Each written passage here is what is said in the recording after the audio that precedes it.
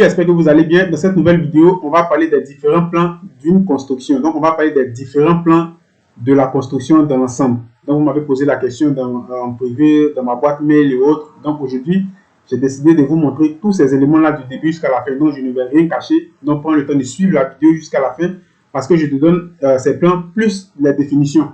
Voilà. Et ce PDF, je vais vous laisser cela dans le groupe Telegram. Donc, si tu aimes tout ce que je fais, tu peux aussi donner ton point de vue et autres. Tu peux me laisser des commentaires si tu as des questions et autres. Partager, c'est tout ce qui m'encourage à faire aussi sortir vraiment beaucoup de vidéos. Donc, maintenant, on va aller à l'essentiel. Donc, ici, on dit architecture. Étude les différents plans d'une construction. Premièrement, ici, on a plan de situation. Donc, on te parle de plan de situation, mais c'est quoi, par exemple, un plan de situation? Donc, juste devant, on te donne les définitions. Donc, c'est ce qu'on va faire dans cette vidéo. Je vais vous accompagner. On donne le plan accompagné de sa définition. On dit plan de situation. Le plan de situation précise la position géographique de votre parcelle dans la commune ou le lotissement. Donc, c'est bien clair. Le plan de situation précise la position géographique de votre parcelle dans la commune ou le lotissement. Voilà. Donc, la deuxième information, plan de masse. Le plan de masse situe votre construction par rapport aux limites du terrain. Donc, vous comprenez, à partir d'aujourd'hui, pour tous ceux qui m'ont demandé les différents types de plans et autres, avec les définitions, donc tous ceux qui m'ont demandé aussi, prenez aussi la peine de suivre la vidéo, parce que c'est pourquoi je fais aussi l'effort de chercher des éléments et pour vous expliquer tous ces éléments au fur et à mesure qu'on avance. Donc, je vais répondre et puis on va continuer. Le plan de masse. Le plan de masse situe votre construction par rapport aux limites du terrain. Voilà, c'est bien précis. Le plan d'aménagement. Ici, on a ici maintenant le plan d'aménagement. Le plan d'aménagement indique où est implantée votre maison sur le terrain, les voies d'accès au garage ainsi que la végétation. Voilà. Le plan d'aménagement indique où est implantée votre maison sur le terrain, les voies d'accès au garage ainsi que la végétation. Donc, vous avez la définition du plan d'aménagement. Plan de façade. Voilà. Plan de façade, c'est quoi? On dit les plans de façade montrent l'architecture générale. Voilà. Les plans de façade montrent l'architecture générale. En un mot. Donc, ici, il n'y a pas beaucoup d'explications à donner. On dit plan de coupe. Voilà. Donc, pour tous ceux qui réalisent des coupes, me poser des questions, ils ne connaissaient pas la définition. Aujourd'hui, on va lire pour que tout le monde puisse comprendre. Plan de coupe. Le plan de coupe présente une vue verticale de l'intérieur de la maison. Le plan de coupe présente une vue verticale de l'intérieur de la maison. Il précise, donc on continue, vous voyez que ce n'est pas encore terminé, on est ici, regardez ici, on est là. Il précise la forme et la hauteur de la construction et sert à implanter les codes de niveau du dallage, des planchers, du toit et des hauteurs sous plafond. Donc ici, c'est la définition du plan de coupe. Voilà. Donc, on avance petit à petit pour qu'on puisse comprendre ensemble.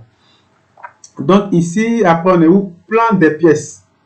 On dit plan des pièces. On dit ce plan permet de voir la répartition des différentes pièces ainsi que leur dimension. Donc, plan des pièces, c'est ce que vous devez comprendre. Il permet de voir la répartition des différentes pièces ainsi que leur dimension. C'est tout. Il n'y a pas autre chose encore. Je vais descendre au fur et à mesure qu'on va avancer. On a ici maintenant plan de charpente. Vous voyez qu'il y a beaucoup de plans. Il y a vraiment beaucoup de choses qu'on doit connaître. Il y a vraiment beaucoup de choses qu'on doit encore toujours étudier. On ne finit jamais d'apprendre.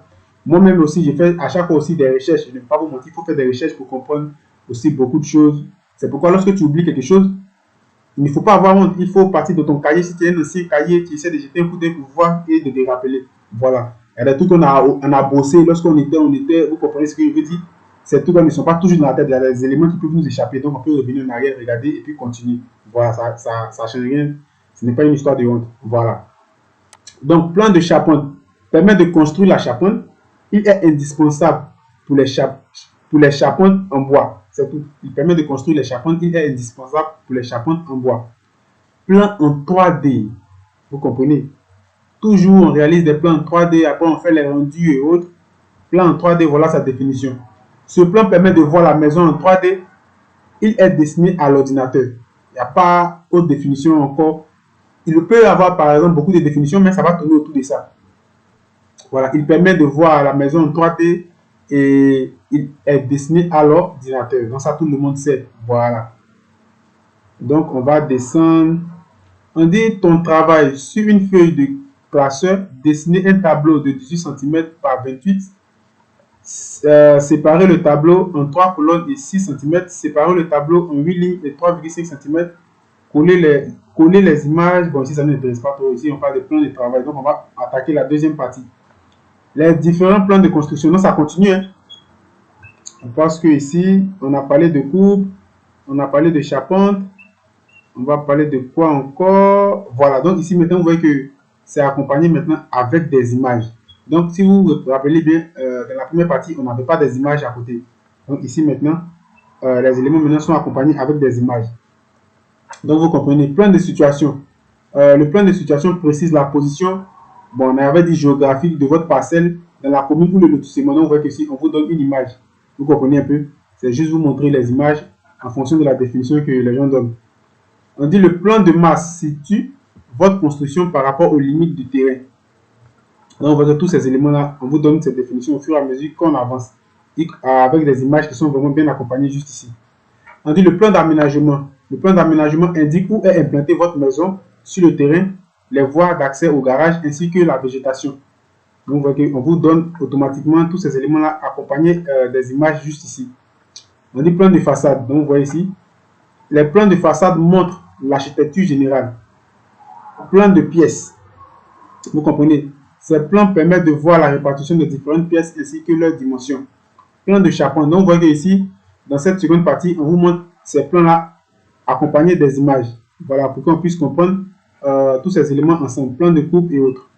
Donc, ici, maintenant, on dit les différents plans d'une construction, plan, nom, description. Donc, ici, on a le nom, plan de charpente, plan de situation. On descend, on a plan de pièces.